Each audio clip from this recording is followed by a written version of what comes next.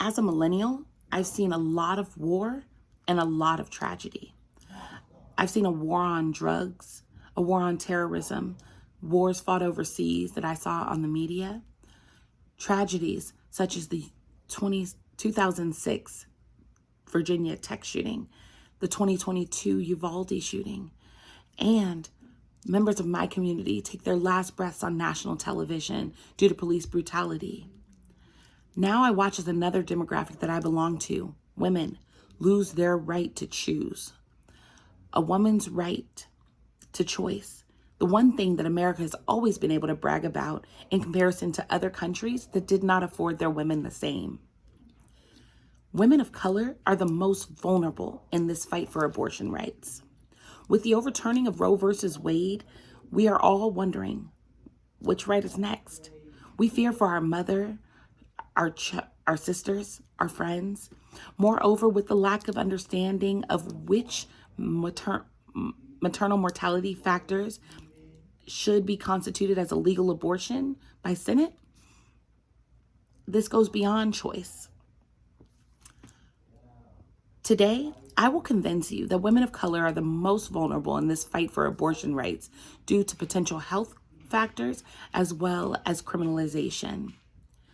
I will do this by examining abortion rates and mortality of women of color, as well as showing how the severance of this right can further disparage this community of women by criminalization and incarceration.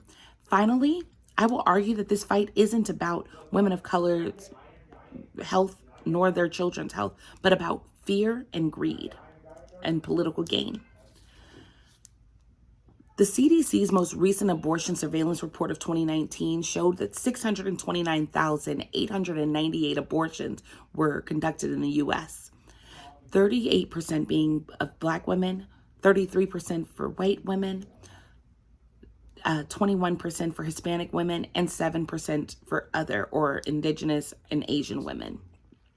In conjunction with those numbers, I'd like you to consider that the 2019 Black mortality rate per 100,000 births was 44. White was 17.9 and Hispanic at 12.6. Various factors, both socioeconomic and health-wise, contribute to these numbers, such as preeclampsia and eclampsia, cardiomyopathy, blood pressure disorders, limited access to health care, history of racist practices against women of color, and general mistrust of the medical community due to undertreated and underdiagnosed health issues. Lastly, I'd like to draw your attention to a projection by Amanda Jean Stevenson in her 2021 total abortion ban estimate for the U.S. She estimates that in the first year, pregnancy-related deaths will increase from 675 to 749, and in subsequent years to 815, which is a 21% increase. Now that you understand the abortion and mortality rates in comparison to the white women of color in comparison to their white counterparts, I'd like to examine the why with you. Women of color might be more likely to receive incarceration opposed to a fine, which I feel that a fine will definitely be more so for white women. Women of color are at an increased risk already of losing their children due to racial disparities in income and health coverage, which could make them more susceptible to being criminally charged for their loss of their children.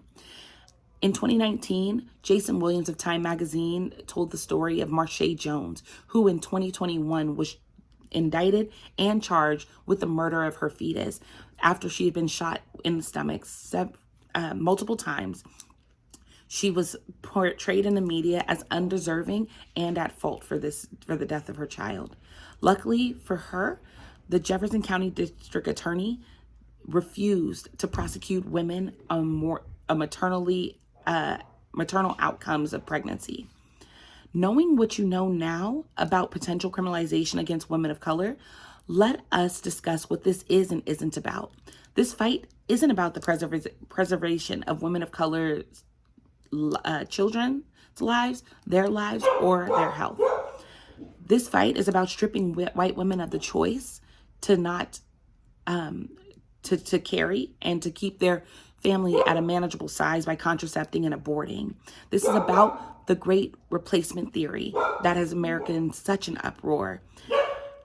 It's not about the 424,000 foster children.